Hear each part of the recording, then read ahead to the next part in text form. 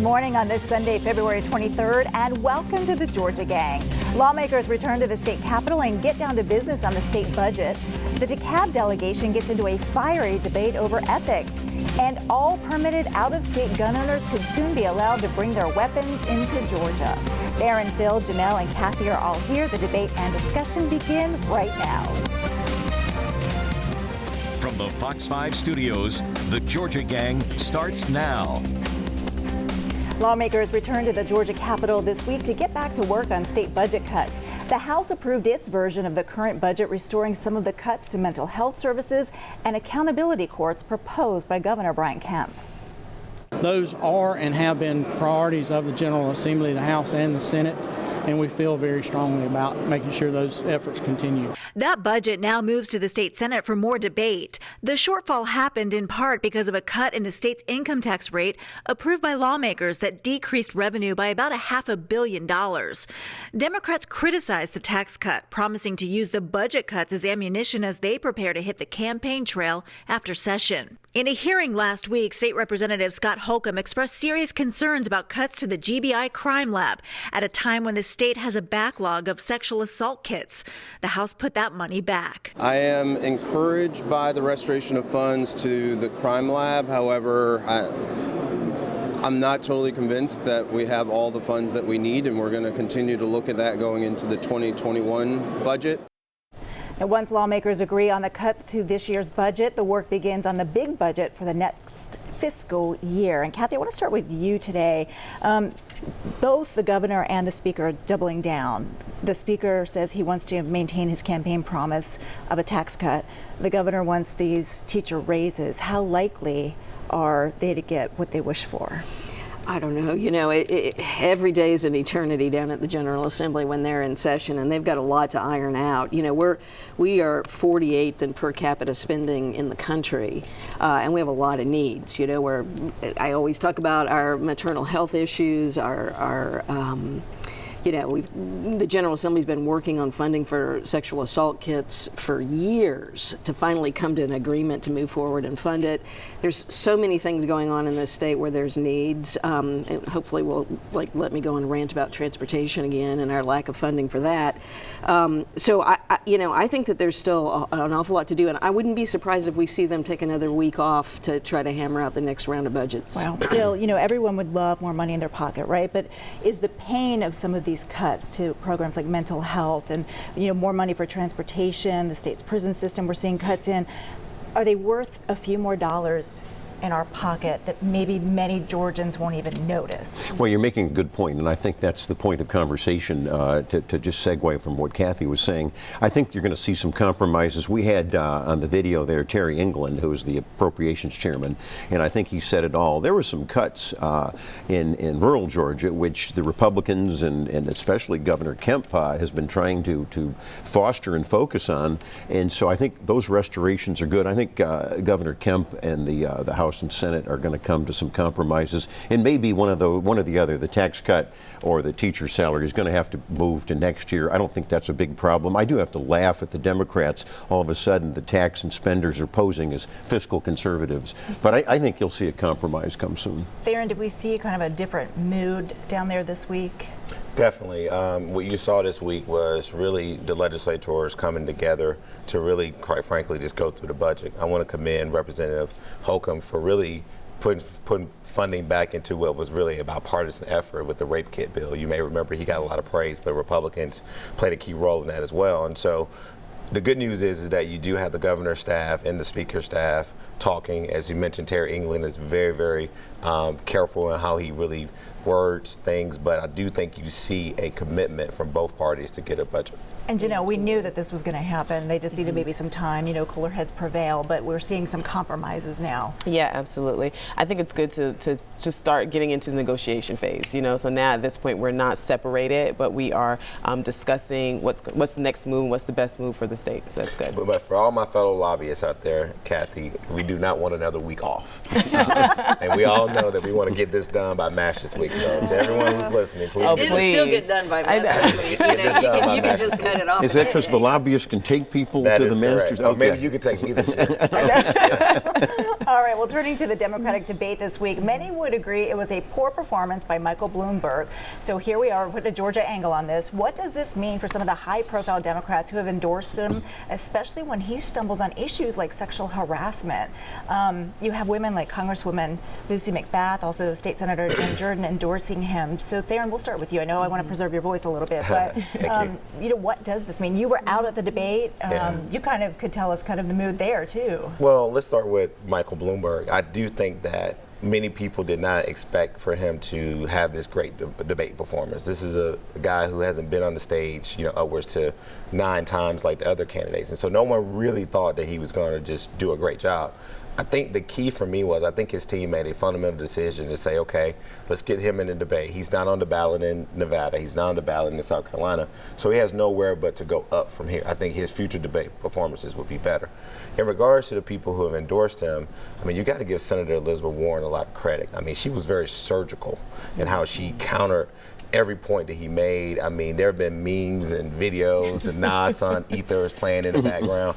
And so I do think that, like I said last week, Mike Bloomberg and his campaign have got to put him in a situation that he can openly, honestly communicate with the American people about these issues that he's facing. And I do think we want to not only hear his ads and what he's saying, and the philanthropic, which has been enormous in what he's been giving to people. We want to know how he feels and what is he going to do moving forward to address some of these issues. Phil, I don't know if you watched the debate, just kind of want to get your take on it, because that wasn't the Bloomberg that we saw in ads. No, I had popcorn and enjoyed every minute of it. The more blood on the floor was wonderful. Theron neglected to talk about the terrific impact that is happening in Georgia, ripping the Democratic Party apart. You have the split now between the Bloomberg and his flawed campaign, and then you've got the socialist campaign of Bernie Sanders, who continues to rise, and you've got Stacey Abrams takes a $5 million check from Michael Bloomberg, and then all of a sudden, whoops, I don't really like him, and she's distancing herself, which is hilarious and is confusing a lot of Democrats. And then, of course, you've got the self-described feminist State Senator Jen Jordan apparently backing Bloomberg, who is a misogynist and says all these things that she says she doesn't like about President Trump. So the divisions are glaring in the state Democratic Party. They may have more problems than the state Republican Party. Kathy, do you want to respond to that? There's no way we'd have more problems in the state Republican Party. Let's just set that as the baseline. I think it's, again, still a long way to November. I know I haven't decided. I have been talking amongst my friends, trying to figure out, where do I make the cut? How do I even start narrowing it down? So I think we'll see things continue on as they continue, and then I think what you'll see is at the end people will rally around whoever the nominee is. I know I certainly will, and we will be focused like a laser beam on defeating Trump in November. But Janelle, let me ask you, because there's all this momentum now for Bernie Sanders, and we're still very early on. But what does it mean, even now, for Democrats to have this Democratic socialist at the top of the ticket? I mean, what does this mean for Republicans? Does it give them more ammunition in terms of ads? How does this define them? Well, I would say that so Bernie Sanders represents a very small portion of the population. I mean, we have to be clear about that, and with that being said, for Republicans, this is good because we would love to see Bernie Sanders come out. That is just the best thing that would happen right now, which is why I think there's so many people that are rallying behind Bloomberg, even though he's not necessarily the best candidate, and he showed that on the debate stage, which is why it's a little bit confusing when I see people like Congresswoman McBath supporting someone who, with the whole stop and frisk, although her whole platform has been based on the tragic loss of her son, which was due to profiling. So it's weird when you see some of these behaviors happening, but I get it because they feel like that's the best shot to beating President Trump. But truthfully, no one on that stage can beat him at this point. All right. Okay, well, coming up, we will take a look at what we call Senate race number 2. Stay tuned. Have a question or comment for the Georgia Gang? Email them at georgiagang@foxtv.com. Well, an update now on Senate race number 2. Former federal prosecutor Ed Tarver officially announced he's in the race to unseat Republican incumbent Kelly Loeffler, he doesn't have to really worry about tearing her down because Congressman Doug Collins is doing a great job of that. We've had some new developments really in the past couple of hours, so I want to turn to you, Phil. Doug Collins, President Trump was kind of dangling a carrot out there about maybe head of intel. Doug Collins comes back and says, no, I'm not interested. I'm in this race for good. Do you think that there would be any position that President Trump could offer Doug Collins to get him out of this race and so that Republicans could kind of converge on Kelly Loeffler? I don't know the answer to that question, but I think there might be a plan B where there might be another position that might be looking good for Doug Collins. And as I've said before, I think that both Collins and Kelly Loeffler, the incumbent senator, are going to have to be looking at polling, internal polling in March, and just see her ad campaign. Of course, she had nowhere to go but up, but her ad campaign supposedly is bringing her a little closer to Collins. I was surprised at the UGA poll that had 40% of Republicans that really hadn't decided. They still want to know more about Doug Collins even. And so I think there will be a plan B from President Trump and Senator Perdue. I think most Republicans don't want to see two Republicans running, although the good news for Republicans statewide is that a Republican will be in a January runoff if the two still stay in there, and it'll probably be against perhaps a radical Democrat like Raphael Warnock, which I think Republicans could win a runoff like that. And Janelle, I know that you are obviously for Kelly Loeffler. You talk to her from time to time. Can you kind of give us behind the scenes of what's going on in that campaign and how she's countering the attacks from Doug Collins? Well, what's so funny about it is that she doesn't even pay attention to it at all. When we talked, she didn't even know about some of the new ads that came out because she's so focused on the state. She's moving throughout the state. I know this past couple of weeks she's talked to so many people, and one of the things that I like and that when we discussed it was that her focus is on making sure that not only do we maintain what the state has done as far as business goes, as far as the economy, but making sure that we take care of the people that are sustaining this state. So while he is, doing his attacks and all that, and it's really unfortunate because I like Congressman Collins. I've never had any issues or anything with him, and I don't understand necessarily why he's attacking her so much when it's a jungle election. So it's open free game to just go after the Democrat. So I hope that he does find something, and I find it interesting too that the AJC article stated that they were hoping that the president finds a position that's more suited for Senator Loeffler. But I think it's the other way around. So. Well, I know that she's gotten some criticism for how she moves across the state and up to Washington, D.C. Theron, the AJC was focusing on her use of her own private plane. But can Democrats really talk about this when you have somebody like Mike Bloomberg, in the presidential race? Well, Mike Bloomberg is not running for U.S. Senate in Georgia. Kelly Loeffler is. And I think that's something that when she entered the race, look, I'm a big proponent of businesses who have the funds to fly on private planes. But if you're a public servant and you're using a plane and it's this robust negotiation about getting, the restrictions lifted so you can fly your private plane back and forth to Washington, I don't know how many Georgians will feel that she's in touch with them because, most of us don't have that access. Fast forward to what's really going on here. I just think it's a lot of chaos. Let's just talk about what's going on. And Congressman Collins doesn't have someone on this panel to defend him, but I'm going to give him a little bit of defense here. This is a man who's been in Congress for a long time, who has been the chief defender of President Trump. Before Kelly Loeffler decided to put up ads and tell us how conservative she is and how much of a supporter she is of Donald Trump, this man was doing it. And so for him to be offered a job to basically stop him from running, which is by way of a democratic way of choosing who our public senator is going to be, I just think that the president, if he comes back with a plan B and Doug Collins does not accept that, then it's going to be even more chaotic than it is now. And so I would say just let the two Republicans, let the Democrats run against each other. And the reason why you see him going after Loeffler is because she's the incumbent senator. Mm-hmm. So she doesn't. Oh, don't cut me off. I would say this. No, don't filibuster.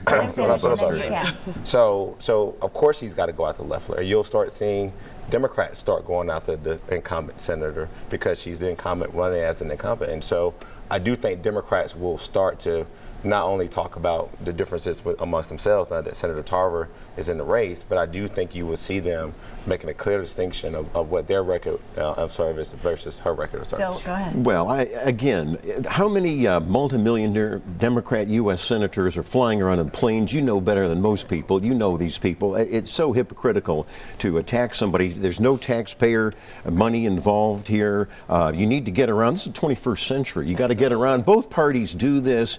And to the point, I'm a defender of Doug Collins. He's a fine congressman with a fine conservative record. Both parties, and you know this as a consultant, don't like to see splits. Now, if it doesn't happen, and if both of them are in the race, as I said earlier, I think the Republicans have a great shot at the runoff. This Raphael Warnock, you start pulling some of his fiery sermons. I don't think the moderates and independents in this state that both parties need to win are going to like that. Kathy, weigh in on that, because we did see Stacey Abrams move further to the left, and she did pretty well in Georgia. Yeah, well, I think, again, I think Loeffler's strategy has been a wrong one from the gate. If the idea was that suburban women were going to be attracted to this candidate, then you would have thought you would have seen more moderation of the issues. But instead, she came out as far right as she could be, and she's really fighting Doug Collins for his own same base. To your point there, and Collins is well established as a conservative. He doesn't have to prove it. He's got nothing he's got to prove. So I think the Republicans have a real challenge here. They've got to get one of them out of the race because they've blown the opportunity to pull the middle. Last word, because we got to go. Getting wrapped. Yeah, so I'm listening to everyone, and the one thing that I keep hearing is it sounds as though we're saying that Congressman Collins should get this position simply because he's been in office for a long period of time because he defended the president. That is what I think the Republican Party is wanting to push against, especially here in this state, is that we are now moving out of that space of just kind of the entitlement next in line mentality. And it's not like she's, flying to Turks and Caicos and meeting with donors, with her private jet. She's using her jet to actually facilitate her role as a senator and meet with people in Georgia. So we just have to just give her a chance. We have this great airline called Delta, and I guarantee you all the other members of Congress use it. I used to meet Senator Isaacson for interviews at the top of that escalator. Is that all you got against Loeffler? Totally it's totally that's fine. ridiculous. Okay, last words on that. Coming up, a showdown over ethics in DeKalb County. We'll talk about it next.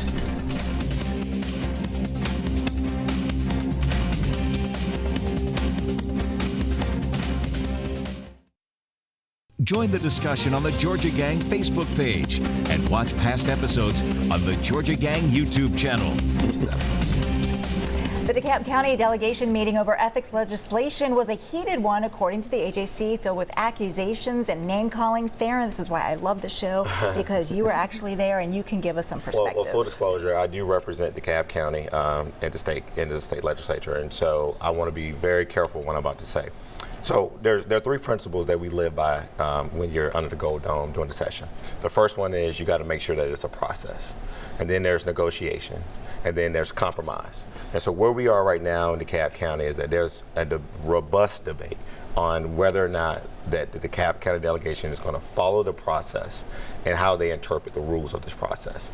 And so this ethics bill in this article, it was really not a lot mentioned about the actual bill itself. It was just the process in which you're going to move the bill forward. And so what I would say that even though this discussion was heated and it was very passionate, I think that all 16 members of this DeKalb County delegations, their hearts are in the right place. They want to work with everyone involved to really put some oversight and ethical practices in place.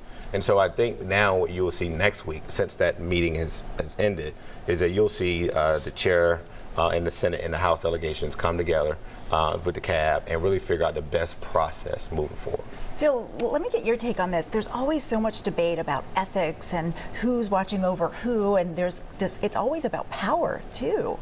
That's exactly right. And just to kind of add to what Theron's saying, you've got a personality conflict there, several of them in the DeKalb delegation. You have Mary Margaret Oliver, a veteran, of course, going up against always controversial Representative Vernon Jones. When somebody's calling Mary Margaret Oliver unethical, that's a stretch. Well, it got totally out of control. Well, they didn't call her unethical. It got totally out of control. But the point is is power, and you don't want one person on an ethics commission controlling things. That's what started the whole process to have I agree with you. That was a horrible AJC story. It didn't go into the actual what happened to the clean bill that was introduced originally, and we could talk about that more. But I think they'll get a compromise on that one. And can I just say that, and they need to, because right now the Ethics Commission doesn't have a quorum and they don't have a way to get there. So they have to pass something that allows appointments to be made so that they can actually convene this commission. And you may remember, Laura, I said this: don't let perfect be the enemy of the good. Right. And so we got, even though it's not perfect,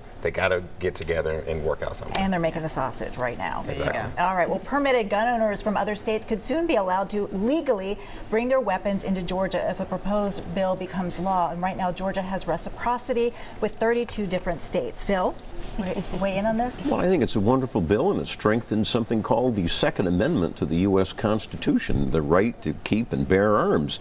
We have not had any problems whatsoever with those 32 states that you had just talked about. These are permitted people, and I don't see anything wrong with it. I think it will pass. Kathy, these are permitted folks who've gone through the process in other states. Do you think there's a problem with that?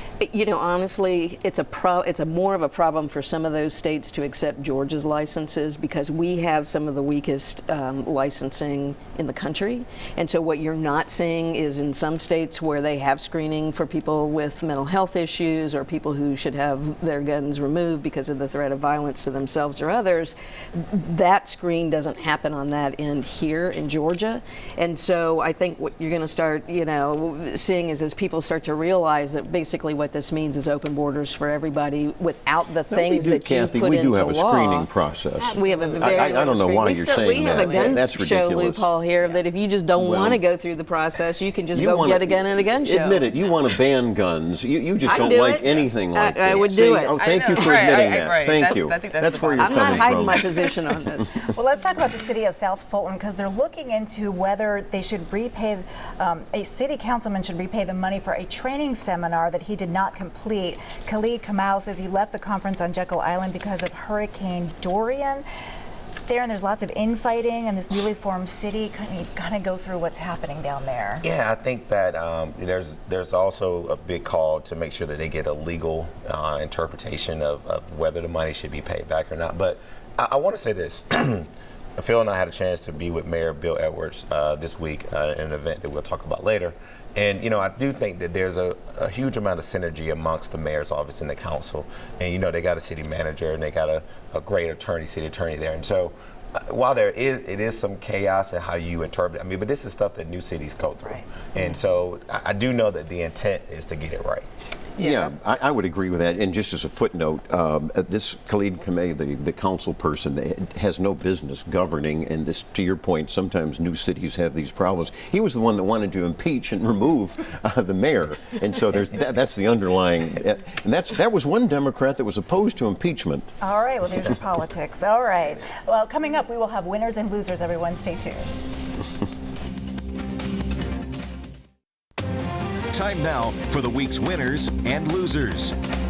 And we will start with Janelle. Awesome. All right, so shout out to my good friend Martha McCarthy. She hosted an event with the DeKalb Republican County Party, breakfast with Dr. Alveda King, and congressional candidate Vivian Childs was there, as well as Senator Loeffler came by as well. So shout out to her for doing an awesome event and getting a good message out. Also, First Lady Marty Kemp for opening up the first residential intake center for trafficked youth. It is coming up this week. That's awesome as well. And to shout out to all the organizations, including Chairman Rob Pitts, who's been working really, really close with the human trafficking issue as well. And my loser is just the whole Democratic presidential bench. I think this last debate was just a disaster, and so. Phil?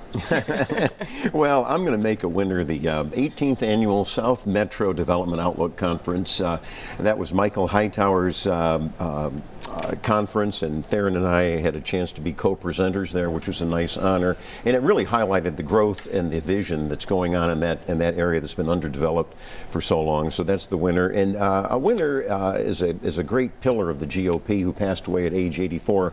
Her name was Dot Burns. She held about every position imaginable in the party. And I think my winner is ICE. They're coming into Atlanta and they're going to be arresting human traffickers and illegal immigrants that are rapists and murderers. Maybe that'll drive the Atlanta crime rate down. Theron.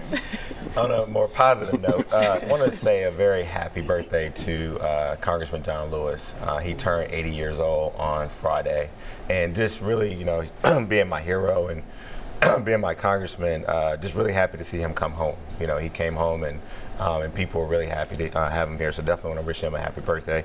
And then, celebrating Black History Month, I want to also make my winner Jefferson Long from Crawford County. This is the Georgia gang, so we want to get outside Atlanta. He was the first Black congressman and the second African American to be sworn into Congress in 1871. And he only served 46 days before being forced out. And no other Black person represented Georgia until Ambassador Andrew Young was elected to Congress in 1972. That's some good history there. Yeah. Thank you, Theron. And Kathy. Well, I'm going to just go with the loser. The residents of Evans County found out just recently that their hospital is going to close because they don't have enough insured patients up there to keep it open. We've got 2 other hospitals on life support. I'll leave it to them to tell their residents what's coming. But this is a real challenge for Georgia to continue to lose these hospitals. And just a reminder, February 24th, yes. I believe that's Monday, last day. Tomorrow, last day to register to vote if you want to vote in the presidential primary. So check your voter registration, make sure it's right, and get on out there and register. All right, and a big thanks to the Atlanta Rotary this week for having me and Theron out to talk about the census. They was a great group, and they welcomed us with open arms. So thank you, and thank you for watching, everyone. Have a great week. We'll see you next week. Bye-bye. The opinions expressed in this broadcast are those of the panelists appearing in this program.